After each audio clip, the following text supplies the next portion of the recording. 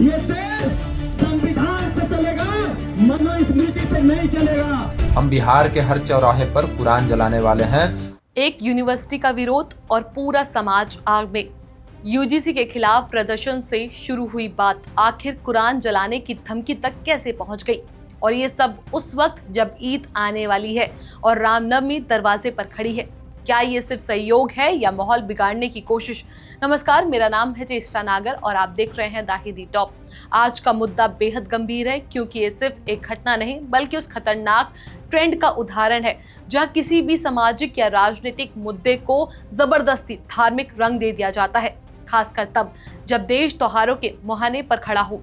सबसे पहले पूरी घटना को सीधे और साफ समझते हैं। पटना यूनिवर्सिटी में छात्र यूजीसी से जुड़े नियमों और मांगों को लेकर विरोध कर रहे थे।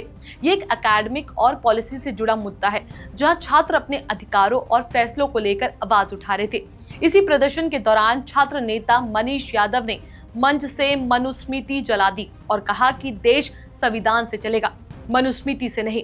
कान खोल के सुन लो मधुवादियों, ये देश संविधान से चलेगा। ये देश जो महिलाओं को पशु की तरह तारण की भागीदार समझता है, ये देश संविधान से चलेगा, मनुस्मृति से नहीं चलेगा। अब इस पर बहस हो सकती थी, आलोचना हो सकती थी, कानूनी कार्रवाई भी हो सकती थी, लेकिन ये पूरा मामला यहीं तक सीमित नहीं था। ये एक छात्र आंदोलन और एक विवादित प्रतीकात्मक प्रदर्शन था। लेकिन यहीं से कहानी मोड़ लेती है। नालंदा के माधवलाल कश्यप सामने आते हैं और एक वीडियो जारी करते हैं जिसमें ये धमकी देते हैं कि अगर 24 घंटे में गिरफ्तारी नहीं हुई तो पूरे बिहार में कुरान जलाएंगे, और पैगंबर मोहम्मद व साहबा पर आपत्तिजनक टिप्पणी करते हैं। पटना विश्वविद्यालय में मनीष ने पिछले बार भी भगवा झंडे को जलाया था, हम लोगों ने प्रदर्शन किया था, कुछ हुआ नहीं था। इस बार भी उसने पटना विश्वविद्यालय में मनुस्मृति को जलाया है। अब एक बात बिहार पुलिस के अधिकारियों को मैं समझाना चाहता हूँ कि 24 घंटे हैं आपके पास, अभी तक तो आपने कोई गिरफ्तारी करी नहीं है, लेकिन 24 घंटे हैं आपके पास। अगर 24 घंटे में आप कोई गिरफ्तारी या किसी ठोस निर्णय पर नहीं पहुंचते हैं तो मैं आपको यहां से चेतावनी दे रहा हूं, बिहार के हर चौराहे पे कुरान जलने वाला है। इसलिए बिहार पुलिस को चेतावनी है कि जल्दी से जल्दी मनीष यादव को उठा करके तुड़ाई करो, अंदर कीजिए आप।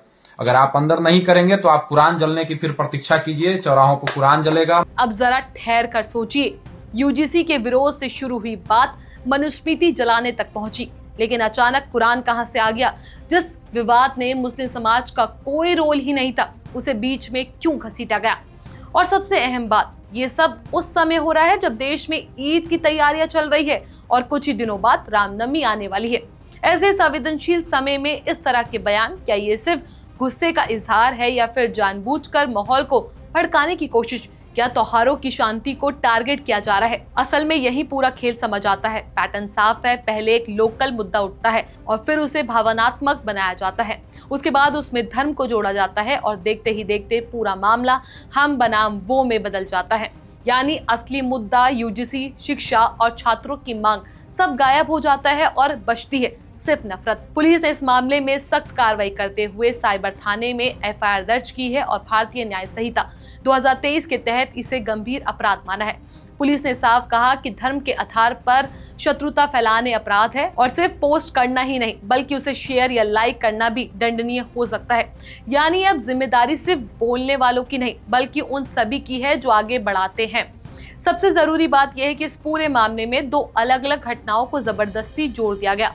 पहली घटना थी यूजीसी नियमों के खिलाफ छात्र आंदोलन, जो पूरी तरह शिक्षा और नीति से जुड़ा मुद्दा था। दूसरी घटना थी सोशल मीडिया पर दी गई धमकी और धार्मिक टिप्पणियां, जो एक स्पष्ट आपराधिक कृत्य है। लेकिन कुछ लोग इन दोनों को जोड़कर एक नई कहानी बना रहे हैं ताकि समाज में डर और नफरत फैलाई जा सके।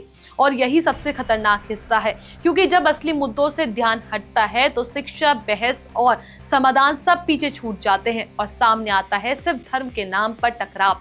भारत की ताकत उसकी विविधता है, लेकिन अगर हर मुद्दों को धर्म से जोड़कर देखा जाए, खासकर ऐसे समय में जब ईद और रामनवमी जैसे बड़े त्योहार साथ आ रहे हो, तब यही ताकत सबसे बड़ी कमजोरी बन सकती है। तो सवाल आपसे, क्या ये सिर्फ एक रिएक्शन था या त्योहारों के समय माहौल बिगाड़ने की कोशिश? क्या हम असली मुद्दों पर बात करेंगे या हर बार नफरत के इस जाल में फंसते रहेंगे?